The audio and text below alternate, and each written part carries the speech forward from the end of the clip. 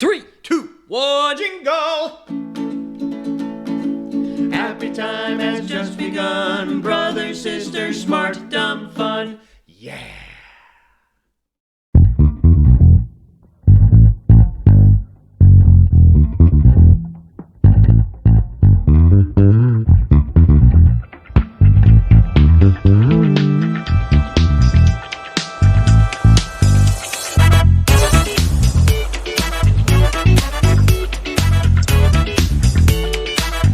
We're dancing, whoop, whoop, we're dancing.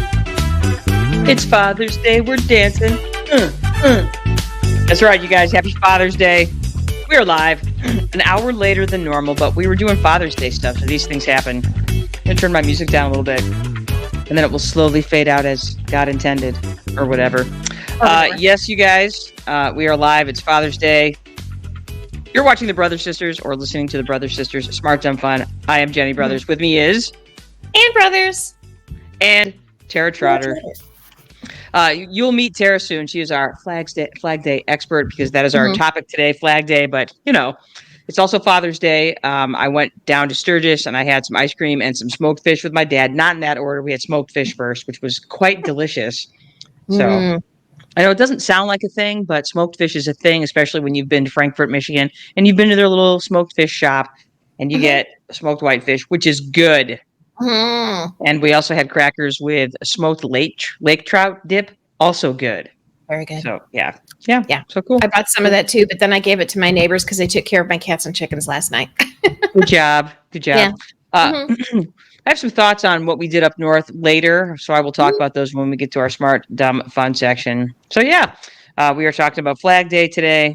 Much to talk about. It's been a busy week. First for Tara and I, it's our first week of summer break, and that's been really great. I know, and it's hot right now. It's so hot today. Betty wouldn't go. She wouldn't stay outside. So like I have a cat who usually loves to be outdoors. And it was hot enough today where I let her out, and like literally 10 minutes later, she was screaming to get in, and she just came right down and just kind of splayed out on the floor. She was hot, so yeah, that made me sad for her. Yeah, she loves to be outside under her bush and drinking dirt water.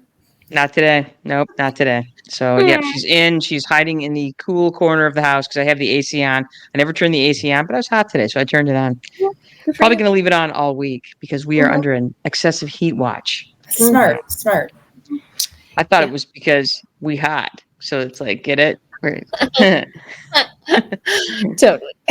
Yep. Sorry. I didn't mean that was bad. So anyway, hey, you guys, we're talking about Flag Day. Flag Day was on Friday, which was June 14th.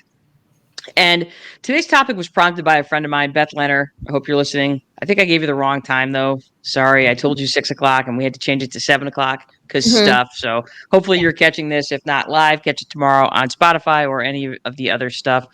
But this conversation was prompted by Beth Leonard. And we'll kind of talk more about Beth's motivation for giving us this topic. I think it's a great topic to talk about, but let's get all the history of this stuff first. But before we do that, we are going to go ahead and take you through our normal synopsis. Anne, would you like to start us off on that? I sure will. Welcome back, Sister Squad, to the Brothers Sisters Smart Dumb Fun. Here's our synopsis. We are Anne and Janice Brothers. Our last name is Brothers, and we are sisters. We're just that lucky. We're in our 50s, Generation X, so pre-internet. Our go-to for finding information was to use the yellow pages in the phone book, and a vanity search consisted of looking for our name and our phone number in the white pages. Did that all the time. I know, me too. I remember the first time as a grown-up, I had a phone number in the phone book.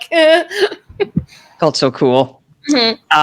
Yeah, and it's one of those things that's kind of how you stalked people. If you wanted to stalk somebody, you looked them up in the white pages, and then if it was a bummer, they would have an unlisted number because they were that cool. I'm like, who was an unlisted number? Or their address in there, and then you could be like driving by their house. Like, yeah, that's their house. Yeah, it's so funny because like it was so easy to be private back then. Now we're like, oh, I'm a private person, yet I'm going to put all my stuff on the social medias. So no. So yeah. So we talk about smart stuff, dumb stuff, fun stuff, or any combination of the three. We are not cool, hip, or sexy, and we know this because the last time we went to Cedar Point, the only ride we went on was the old-fashioned cars. And we didn't even drive it. We had Jenny's stepdaughter's new husband drive us around on it. Thanks, Devin. Good job, Devin. Thanks. Oh, by the way, Devin has a perm now. I know, right? So it's that thing now because like boys have this haircut where they have like one of our students had this and I noticed it on him, and then Sarah sent a picture of Devin the other day with that same haircut. So kind of short on the side, but then like curly right on top. It's a thing. It's like, oh my gosh, all that time I spent, getting my perm and then wishing it would die. Now it's a thing. Perms are back. That and the mullet. Yeah. Why? Yes, I know. So I think what I'm going to do is I'm just going to grow out the top of my hair about another 2 inches and then just get it permed on top. And that's what you should do with your hair. You should get it like real cut down, real short on the side, and then get the top all permed. So, I haven't made any decisions with my hair in the last 3 months, and I don't think I'm going to start now. okay, but if you want to go to haircut, there you go. Short, perm right on top. Damn. Yeah.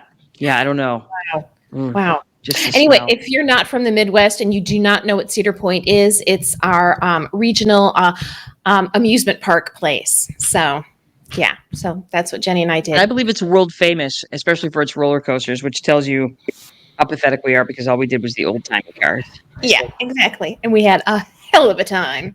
All right. We're not a celebrity influencer or true crime podcast. When it comes to stuff we like, it is just too big for any genre to contain. So we have to do everything.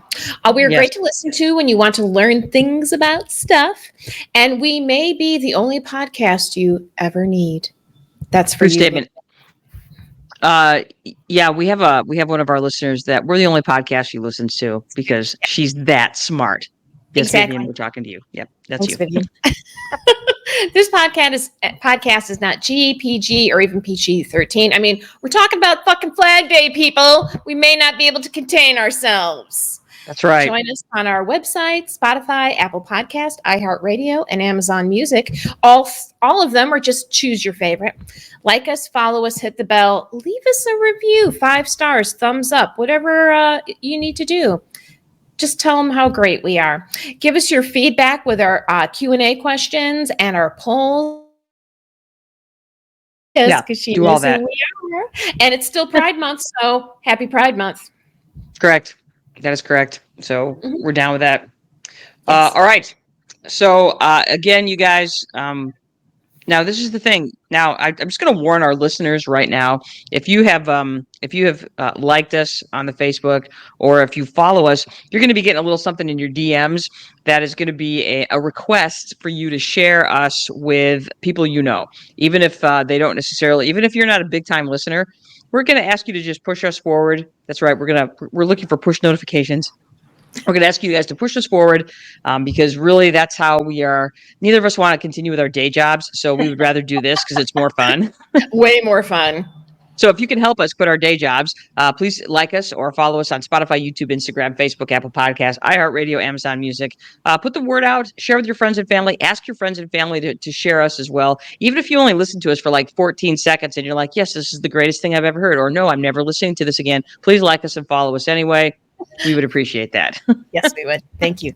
Yes. Please and thank you. Please and thank you. All right. And tell us about something smart, dumb, or fun that happened to you this week. I will do the same. Okay, so my thing was fun and dumb.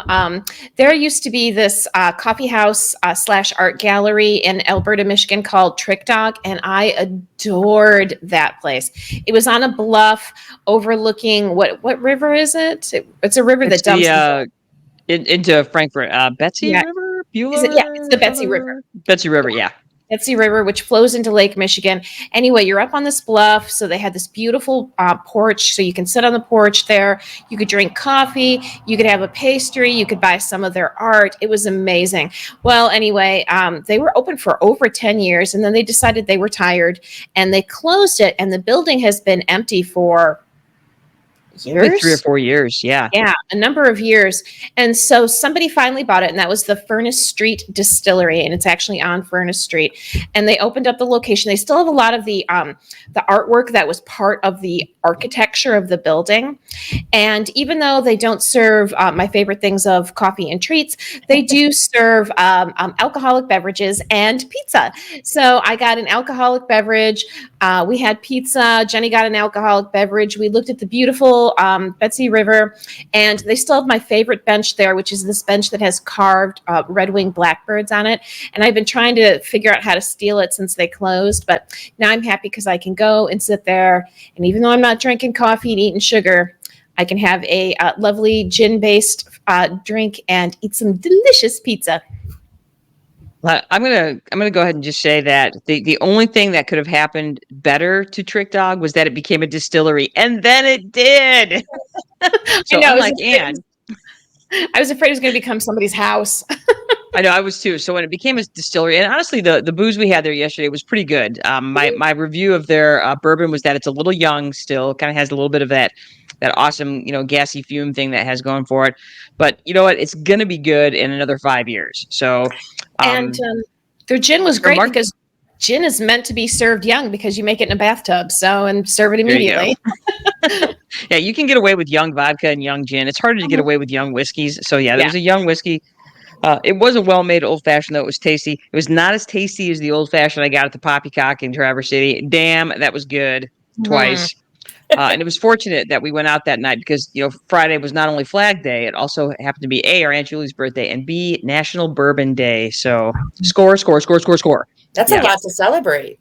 It was. We celebrated hard. We were both pretty drunk by the time we got to the Amy Tan show, for sure. Yeah, so, I was like, I'm trying not to embarrass myself by taking off my panties and throwing them on stage. Yeah, Anne did not do that. Even though she's like a Amy Tan groupie or whatever. I kind of wish I had. That's quite a story for Amy Tan. I would have been, it would have been. Oh well, can't build a time machine. Well, no, and we would really like her to come on our show. So we're, try not to be psycho. Try not to be, super gross. So, trying. Speaking of up north, my smart thing was that we went and saw Amy Tan at the City Opera House in Traverse City on Friday. She was talking about her new book, The Backyard Bird Chronicles, which we will be talking about next week. But I just felt so smart being there. I'm like, look at us at a book talk, Ann Brothers. So smart. So smart. Yes. You were so smart. And then the other smart thing is that we went up to Northport, which was one of our Aunt Julie's favorite places. We spent the second half of our weekend doing our Aunt Julie favorite places tour. And she really loved Northport, Michigan. And we stumbled across their municipal museum that they have there. And I am a sucker for a municipal museum. So it's this little municipal museum with these two ladies that just talked our ears off. And it was a blast. Jenny, you should be wearing your T-shirt. I know. I forgot to put it on. I'm stupid me. I'm just wearing my Eclipse T-shirt from Ottawa National Refuge. Dang it. But it was really great. And, we saw some really cool stuff. They had a really cool loom. We learned that there was a big hotel that shockingly burned down like everything that in the 1800s, And then we just saw some really cool things. The ladies there were really nice. We dropped some money there. We bought some T-shirts because that's what you do. You want to support. Every time you go to a municipal museum, leave money because, they don't have any money. And I learned a lot about the city of Northport. So there you go. Exactly. My dumb thing is that I sold lots of rocks off beaches because I'm using them in my yard. And there are so many rocks, so little time. Yeah. So anyway, that is our synopsis. So, all right, let's talk about Flag Day. But before we talk about Flag Day, I'm going to introduce our Flag Day expert today. This is Tara Trotter. Tara and I taught together this year at some middle school that will remain nameless for whatever reasons. But Tara, before we get started on this, before we talk about Flag Day, we're going to pepper you with a couple of questions that we always ask everybody. The first one is tell us something smart, something dumb, something fun. Go. Something dumb is, oh man, I do so many dumb things. Favorite dumb thing, I like to do dumb things at historical sites. It's kind of my claim to fame, but also not something I'm proud of it, but you shouldn't be. I like to share with my students that I had a bit of a ban from a certain museum in Chicago. Luckily, my name has changed, so hopefully I can get in now. Wait, now what? You're banned from a museum in Chicago. Which one? I was the Chicago History Museum for a bit. Did you ride Sue? Well, no, I was trying to prove to the individual that I was with that because they have the bed that Abraham Lincoln died in, that he was too short for the bed, so they would have to lay him diagonally. Let's just say I jumped a bit of a rope. Jump the rope? That's a no-no. That's like This is not. whoa, This is the tip of the banned. iceberg of dumb things that I've done. Wait, now, Mike. Okay, did you prove that you I proved it, right? it. I proved it, which is Okay, all why right, I ended up on the banned list. totally. Luckily, Yeah. though, I say that that's my alter ego. My maiden name was Haywood, so I say that it was Shmara Gaywood was my alter ego. And so Shmara Gaywood was the one that was banned, not Tara Haywood. And now I'm Tara Trotter, so I should be able to get in. We're going to test this theory. Good luck. But Good there luck. was I a can't wait to time know. in which my name was literally on a list that I couldn't go in for quite some time. Wow. Worth it, and point proved, which was really all that mattered to me. Mhm. So there's my dumb. Smart. I think my big smart thing is that this summer I am focusing on my reading challenge. Mhm. I've always been an avid reader, and since I have become a mom, it has gone by the wayside. Unless you count, like I Love You, Stinky Face, which I don't think most people would count as actual literature. I don't count that. No. See, right. So I'm trying to, up my game a little. And so I have been reading pretty much nonstop since school got out, and started my summer off with a bang of Remarkably Bright Creatures, which if you have not read it, it is wonderfully delightful. Very good. And what's my other thing? Smart, dumb, fun. Fun. I live my life in the fun. I try to anyway. So your life is fun. Okay, I got it. I have a 3-year-old, so she makes pretty much everything fun, even when it's not fun. Because you'll be in the middle of like some tense thing and she'll say something utterly ridiculous, and then you try not to laugh. Same thing with middle school. Like you'll just want to throttle them, and then all of a sudden, like they'll say something, and you're like, "Ooh, don't laugh, don't laugh, don't laugh, don't laugh." And so, I try and find the fun even in less than desirable situations. But Nice. fun also, to add to your up north, we're going away for a week to the UP, and I'm really excited to like unplug and pretend like the world doesn't exist. Which part of the UP? We are headed to Mohawk, like up in the Keweenaw, like way up. Oh, that's right. You told me that. Yeah, So nice. we are leaving mid-July, and I'm getting really excited to just like unplug everything and be like, bye, suckers. Yeah. So Everyone as else I'm good for old that. enough to Really like good. enjoy it. So that's going to be fun. So yeah, Excellent. so I got. Cool. All right. And I'll share more stories when we're off air and people can't trace me. Yeah, so in case you get banned from other museums. All right. So the other question that we always ask our guests is, what is your spirit animal? Oh, this is hard. Mhm. So probably a pug. Oh. Okay, good. Yeah. Probably a pug. We have 3 pugs, and I get them. Like we just vibe. So I understand that they can be a little cantankerous and like feisty when they need to be, but they also and they don't like to miss a meal, which I identify with on the utmost of levels. And they revolve around their meals, which I also, Jenny worked with me. She knows. I get it. But also they can be very chill and loving, and like I just feel like they represent all the sides of me. So I'm going to go with a pug. Okay. I like it. I like it. Good. Good. Nice. I'll buy all of that. I buy it. All right. Oops. I got to put that back in. There it is. All right. So, Tara, we've learned much about you. Our audience has now learned much about you. That number one, you cannot be trusted at museums. That's No, you fine. can't. You're doing it for. I would say that's not just your dumb thing. It's also your smart thing. So, yeah. Good job. I have to prove the truth. I understand. It's my science. We'll put it that way. You're a truth teller. You're welcome. There you go. There it is. Remind my daughter of that in a few years, would you? Done. Yeah, especially if she rolls into those teenage years when she believes everything that you say is a lie. I think she might already, but we'll see. We'll see. So, yeah. All right. So, all right, Tara, talk to us about Flag Day. So, if you don't already know, the picture that Jenny showed is me dressed as Flag Day for one of our spirit days, because we had to dress as a holiday. And so I went Flag Day. And the sad part is I didn't have to go purchase any of that. I owned it all. So go Team Flag Day.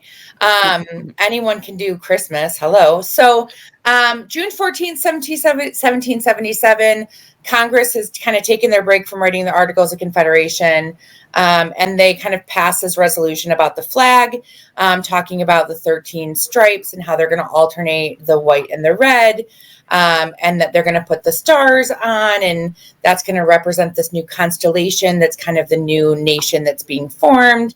I'm glad the flag worked because the Articles of Confederation were a hot mess. Totally. So they got one thing right, go team. So that's where the date kind of comes from. And then there's lots of different kind of formulations that happen where people want to celebrate the flag, but it never really fully takes off. So you have this teacher, go teachers in Wisconsin, who petitions to have a formal observance of the flag, right? And so June 14th, 1885, he and his students say, we're going to celebrate the flag's birthday. And so it's considered the first formal recognition of the holiday. And he becomes known as the father of the flag. So this is B.J. Seagrand. And still nothing official, but he's kind of the first father of it. He and his students are just like, we're going to have this party for the flag. We're going to, party it up. Were there cupcakes at this party? Do you know? I'm going to say yes, because otherwise it's asking for a friend. Punch. Was there Hawaiian punch? Also asking for a friend. Well, yeah, because otherwise is it a party? But back when they would have had the good Coca-Cola with the cocaine in it, so it would have really been a party. It's not a party till the cocaine lace Coke comes. Right. And you're giving it to students. So what could go wrong here? BJ thought this one through, right?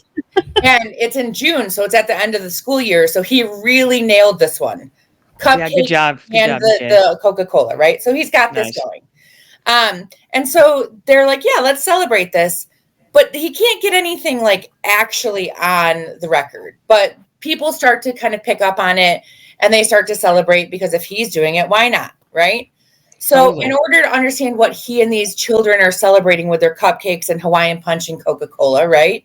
Mm-hmm. What do the symbols on the flag represent? Because most people don't know. You're like, well, there were some stripes and some red and some white and some stars, right? So you've got the stripes. So you've got the 13 stripes, which are the 13 original colonies. And you have, I'm trying to point because I'm a teacher and I can't. Nice. It's what I do. So I apologize and I talk with my hands.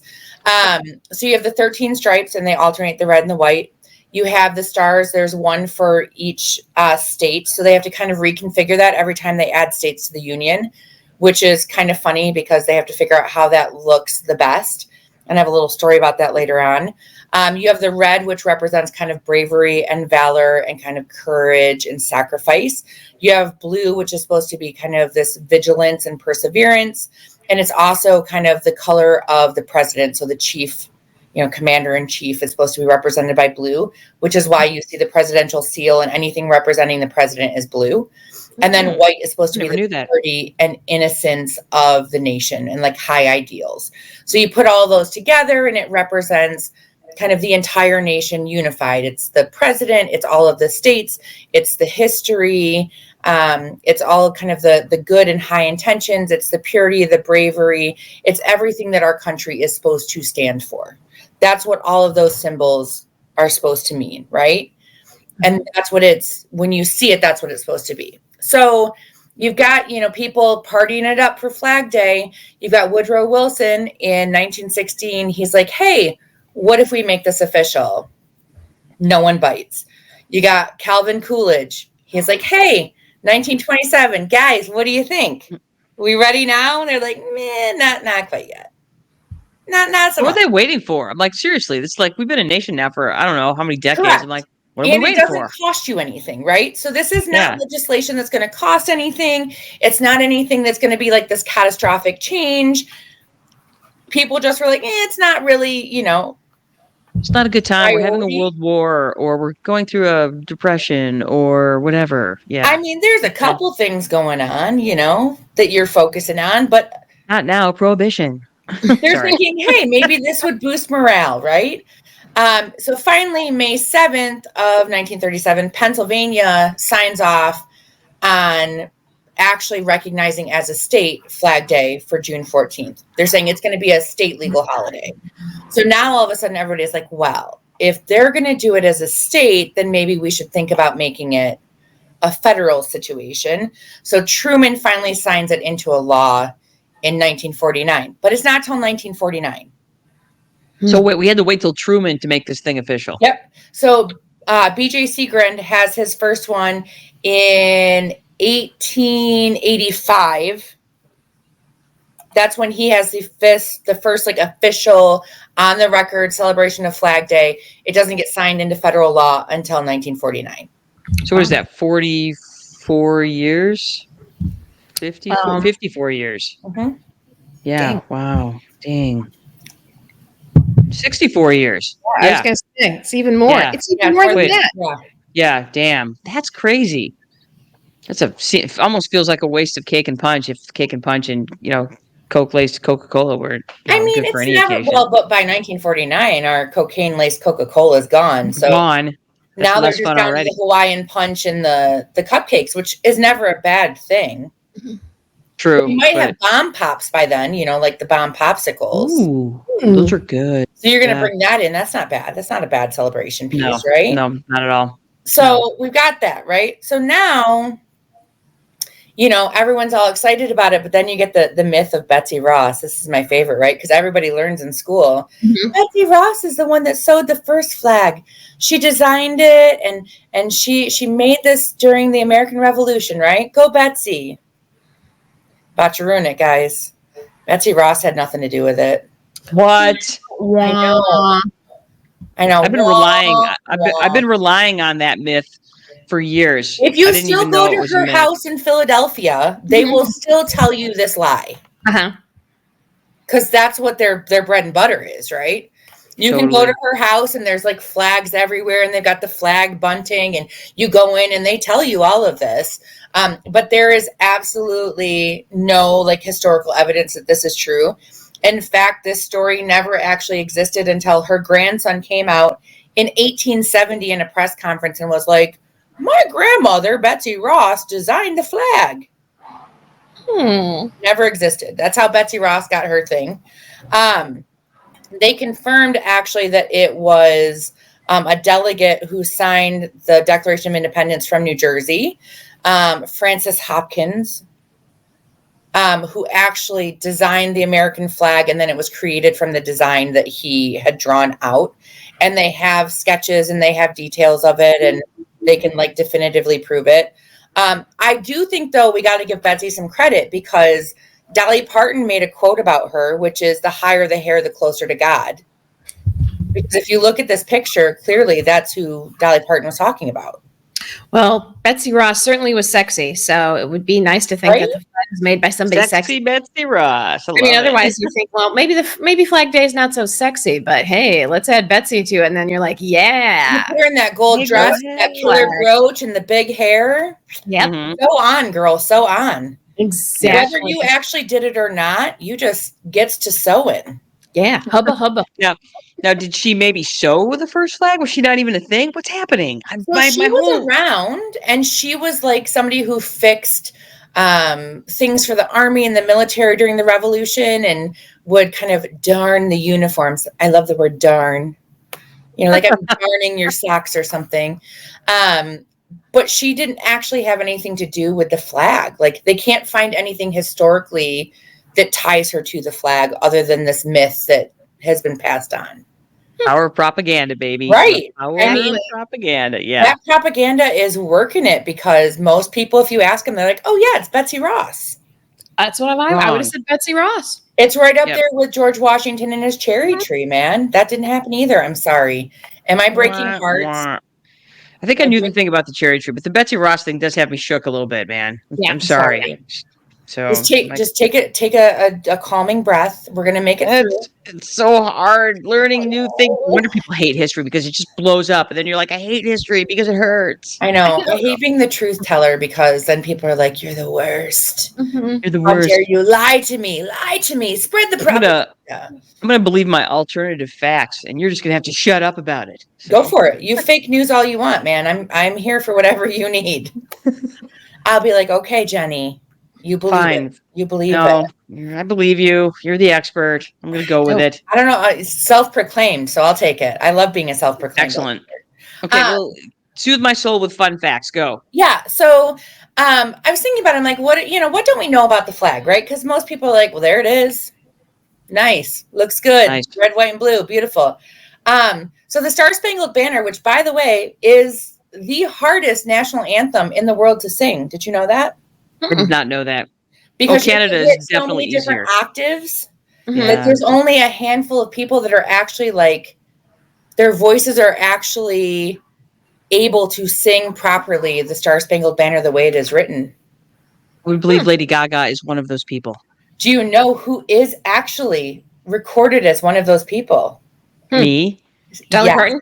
You and Cyndi Lauper. Oh, now I'm going to have to find that. That Mhm. is okay. Wow. What? You're killing me today. You're killing me with these awesome facts, Tara. Because it hits so many different notes and octaves because of the way it's written that only certain voices can hit it. And so to actually be like, I don't know, like certified to be able to sing it, you have to be able to hit it properly. Not like the reworked ones, but like the actual, like the way it's written. But Cyndi Lauper is one of those voices. Another reason. Girls just want to have fun. You know what I'm saying? Yeah, by singing the Star Spangled Banner. That's Yes. awesome. Dressed Yeah, as 'cause Betsy Ross. That's what's going to happen on her tour. my brain just exploded inside my skull. You're welcome. You're welcome. But the Star Spangled Banner is actually a poem, which is written by Francis Scott Key about the War of 1812. And the tune is an Ancient in Heaven, which is actually a British drinking song. I love that our anthem comes from a British drinking song. That's Well, great. Americans are good at drinking, so I can get behind that. I'm fine with that. Yeah, that's awesome. It also, if you listen to it, sounds a lot like God Save the Queen.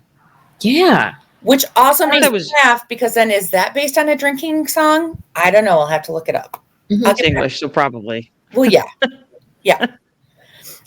Fun fact number 2, in the 1950s, when they knew that Alaska was going to be admitted to the Union, they were kind of retooling the flag to add that 49th state to the existing 48. And you had an Ohio student named Bob Heft, and he borrowed his mom's sewing machine, which, knowing students, this I think makes me laugh even more.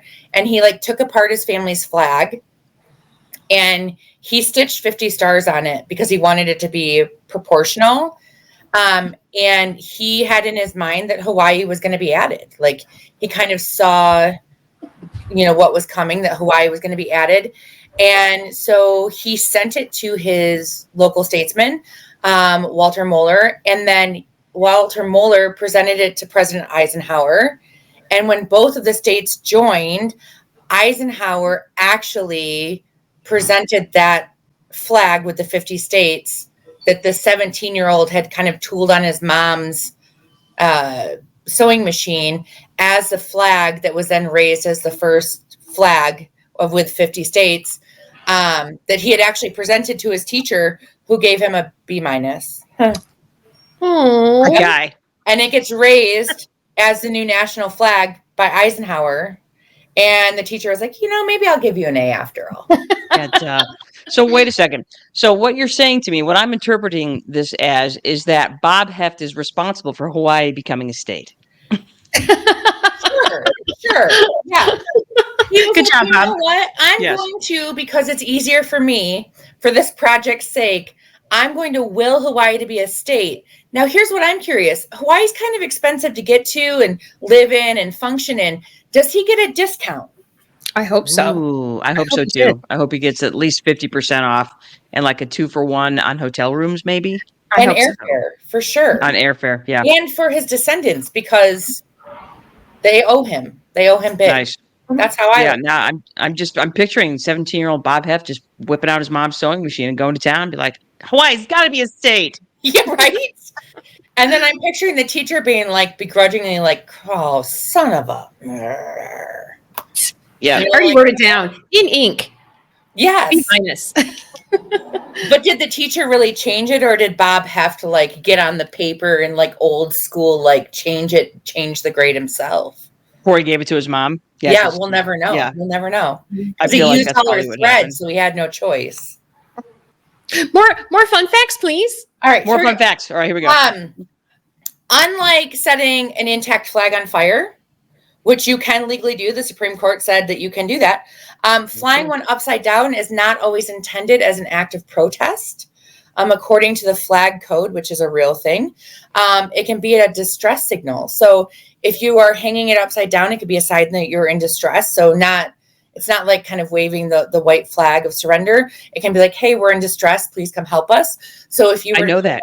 hang your flag upside down outside your house and somebody knew what that meant, they could interpret that as you needed help.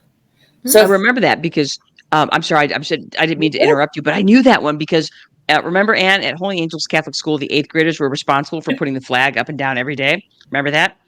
And I never got to do that. you never got to do that?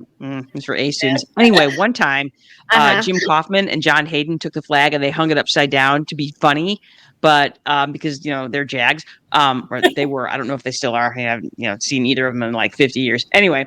Hey guys, hope you're not Jags anymore. Totally. If you're Jags, sorry.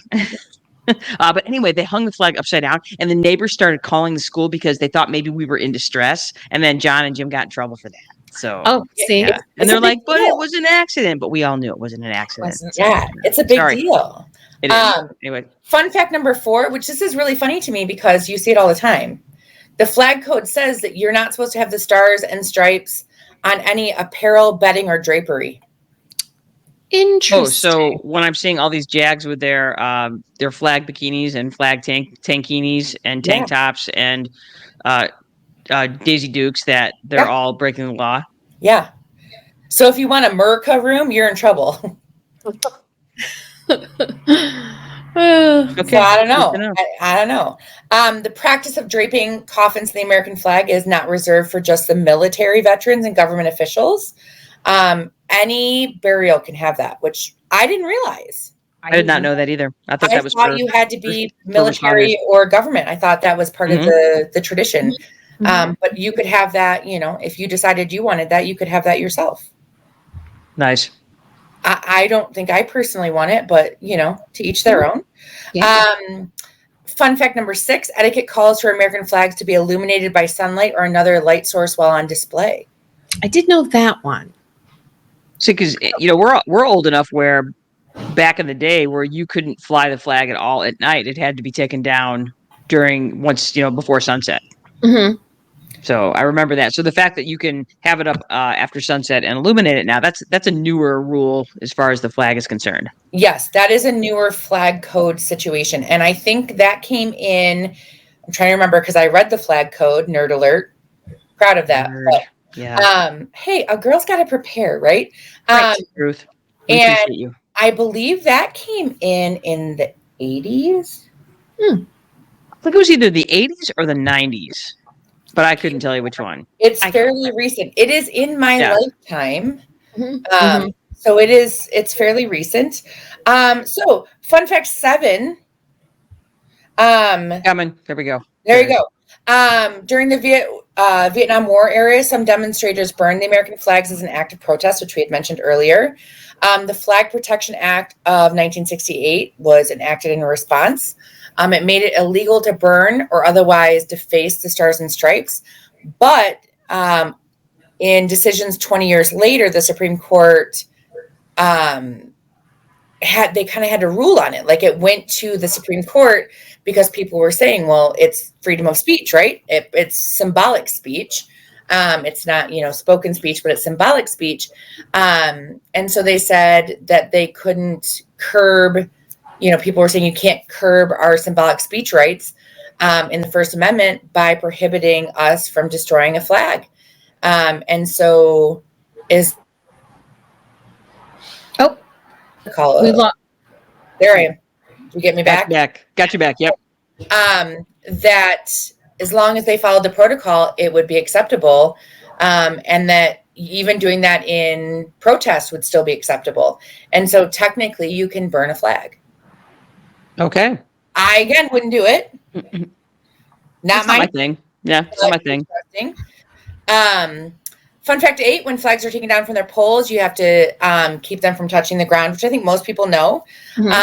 They always have to be kept aloft, or so you can't have anything like you can't have a Stars and Stripes carpet, according to the flag code, which is interesting because, again, you see Stars and Stripes patterns. But I think when I was looking at this, it can't be in the actual like flag. It can be like have the patterning, but it can't be the actual flag. Okay. I think that's the distinction I figured out, because you'll see like the patterning where it has all the components, but it's not in an actual flag situation. Okay. Gotcha. So there's a fine line between flag and flag-ish pattern. Yeah, I think we're testing that. I would agree. I totally agree. Yeah, I would agree. And I still wouldn't do it, but I think we're definitely testing the lines there. So, fun fact 9. I mean, yeah, I was going to say some of the things I saw on the beaches this weekend are definitely going to test that. Oh yeah, for sure. When the flags of cities, states, localities, or groups are flown in the same staff as American flags, the American flag is always at the top, and then the other nations or cities or whatever are kind of below. And then when like the sizing should be different. So when flags of 2 or more nations are displayed, they should be, yes, somebody's very excited about our flags. Susie Nelson from the Bunny Yard. So when 2 or more nations, they should be the same size and the same height, so that you're not kind of outranking one. But the American flag will always, like if you have the Chicago flag, the American flag will always outrank like the Chicago flag. Okay. Right. Which makes sense. And then flag code strictly prohibits adding any insignias, drawings, or other markings to the Stars and Stripes. So you can't, you shouldn't be signing the flag. One of the other things that you're not supposed to do that a lot of people do is wear the flag. So you see this a lot. The Olympics are coming up. I'm an Olympics girl. I love the Olympics, but it's pretty frowned upon to wear the flag. So there's been a lot of commentary, and they're like, well, we kind of let it go for the Olympics, but otherwise you're not supposed to wear the flag. Interesting. Not a cape. Yeah. I didn't know that, because you do see that all the time in world championships and Olympics and things like that. Sporting Cup, stuff. Yeah. Sporting. Yes. Well, you know what? Sports teams get to do whatever they want. So yeah. Yay, sports ball. Sports ball, sporting. Yes. So yes. Okay. So, the other thing that kind of, you guys had asked me to talk about. So why is the American flag the symbol for all Americans? And we kind of talked about this when we were looking at all the different kind of components of the flag, right? So it's supposed to represent everyone, all of the states, all of the different people in government, all of the people that are involved in government, which is all of the citizens, right? Not just the higher ups or the statespeople. Sorry, I stand corrected. It's supposed to represent everybody. Our flag is supposed to be a unifying symbol. That was the intention of the flag. That's the point of the flag. It's supposed to represent us all as a country. And in recent years, it has definitely gotten away from that unifying piece, right? Mm-hmm. So one of the things that, was brought up is, how do you reclaim that, right? How do you fly that without fear and judgment? And how do you say, I am proud to be an American, and I do love to fly the flag, and what it stands for is that unifying piece, when right now it is not seen as a unifying symbol, right? The big thing that, historians are saying, a lot of historians have talked on this topic in particular, is, when you're kind of starting out, it's baby steps, right? So you don't want to just necessarily, first of all, you have to realize in your own mind, which is hard, that the flag shouldn't belong to just one side or the other, right? That you have to kind of take ownership of it again, which is hard because, you don't necessarily, regardless of which way you sway politically, You may not want to be aligned with one way or the other, right? Kind of reclaiming it yourself. One of the things we do in our house, we fly the flag, but we fly it with other flags that definitely show which way we lean. And so it also kind of makes it clear, like, this is where we stand. That's one of the things, but also celebrating the flag and what it stands for. So one of the things I do with my students is, we do an activity where they look at the flag and, okay, what does it stand for? But also, what does it mean to you? You as an American, when you look at the flag, what does it mean to you, right?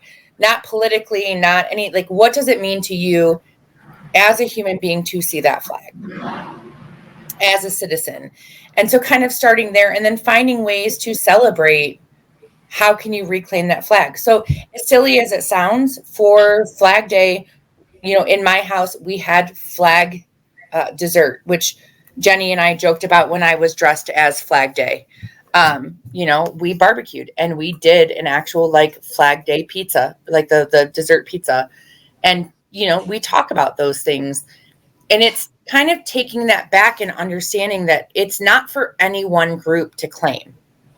It's for Americans to claim. And I think that's one of, we had talked about the Olympics. I think that's one of the cool things that's going to come out of Paris is for those 2 weeks, everybody kind of claims the American flag again as like, you're proud to be an American watching those sports, regardless of how you feel about sports, right? Most people can rally behind the Olympics. And you watch that and you actually have pride hearing our national anthem and seeing our flag raised. And for those 2 weeks, it's not a symbol of division. And then we jump into a political season that's about to get very heated and it goes back to that.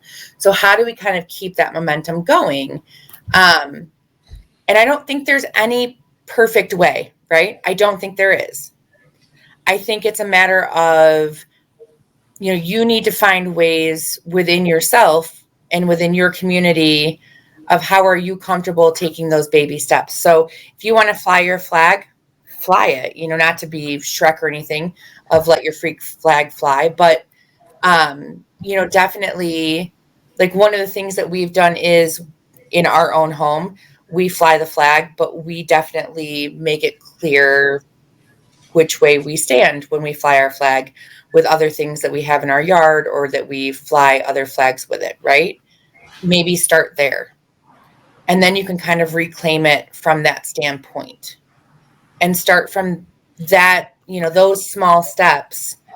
I think the hard part is right now, it's easier to do that now.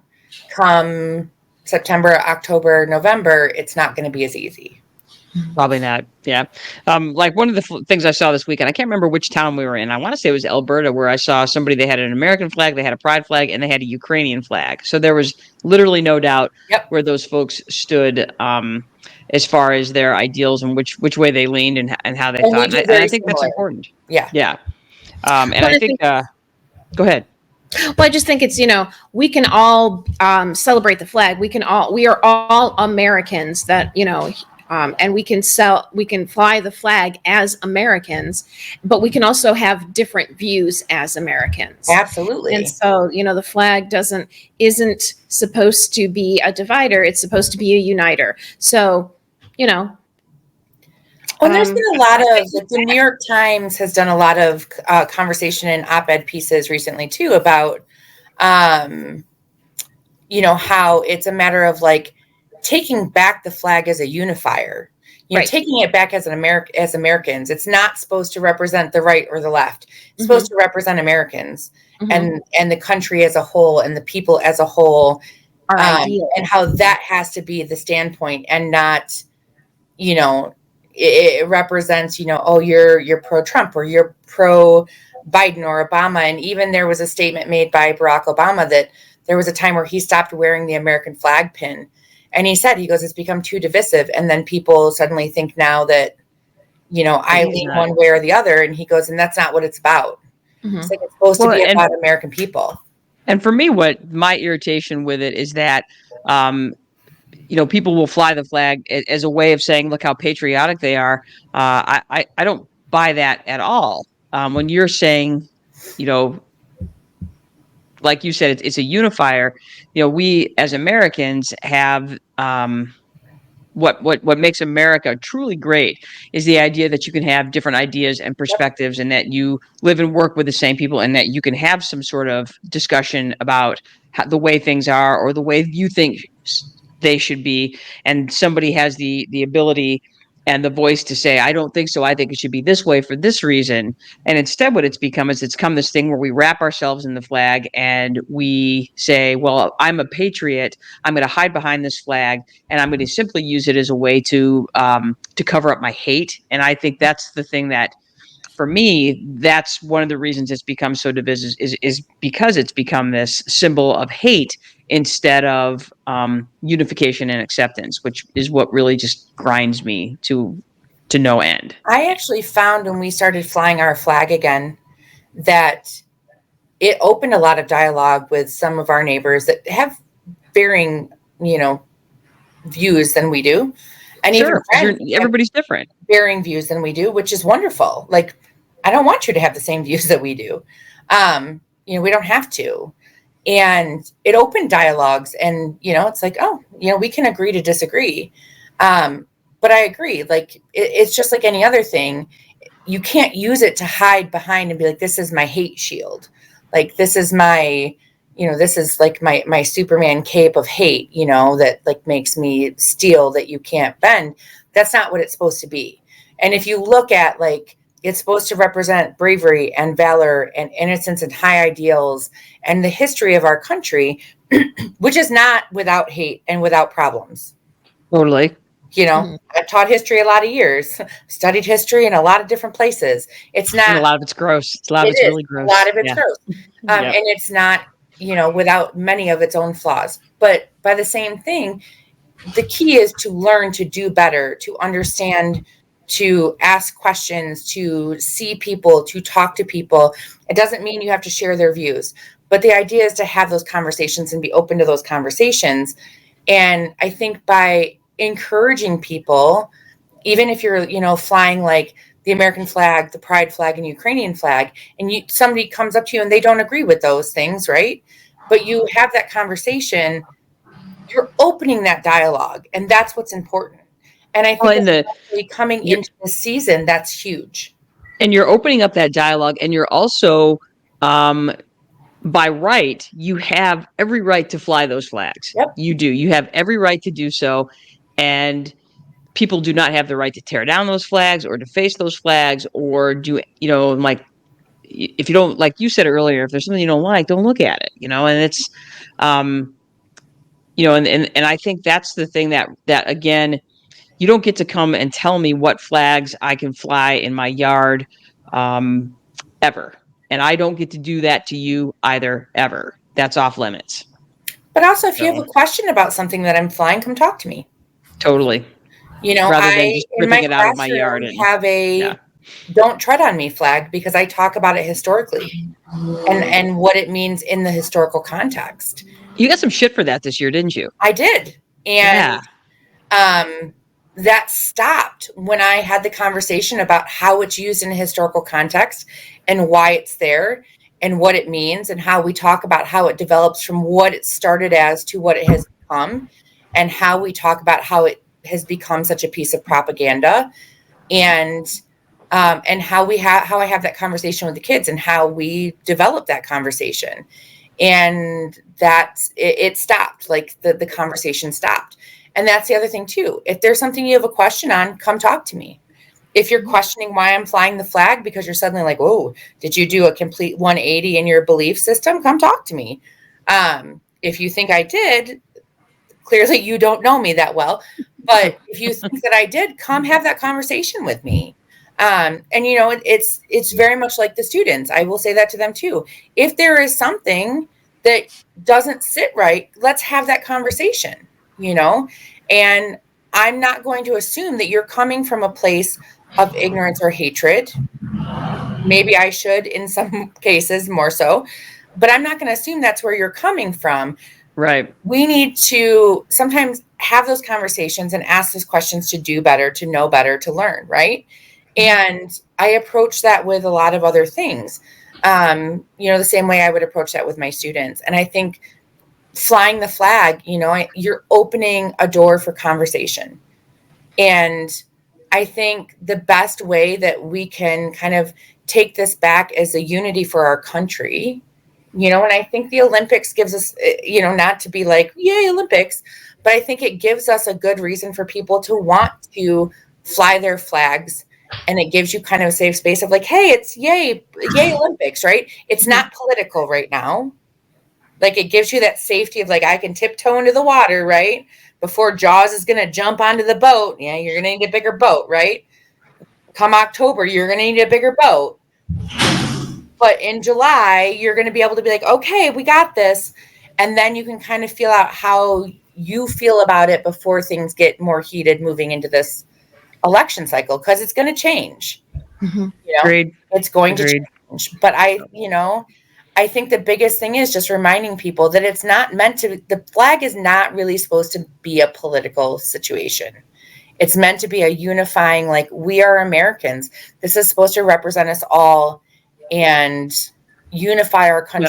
Something that we. Yeah, I'm gonna jump back to that slide real quick. So for those of us that may be joining a little bit late, what we're talking about here. Specifically, we were talking about this one. Oops, let me get there. We're talking about this symbology right here, as far as what the flag means, as far as it's the colors and the stripes and the stars. So yeah. Let that be the thing that brings us together. But yeah, I would agree. It's not. And even when the founding fathers, like, when the flag was designed, when they talked about it, when they made the understanding that they needed a flag, the point of that was they needed a unifying symbol. That's why flags are used in war. That's why flags are kind of put up. That's why you have regimental flags. That's why you have country flags. That's why you have city flags. They are unifying symbols.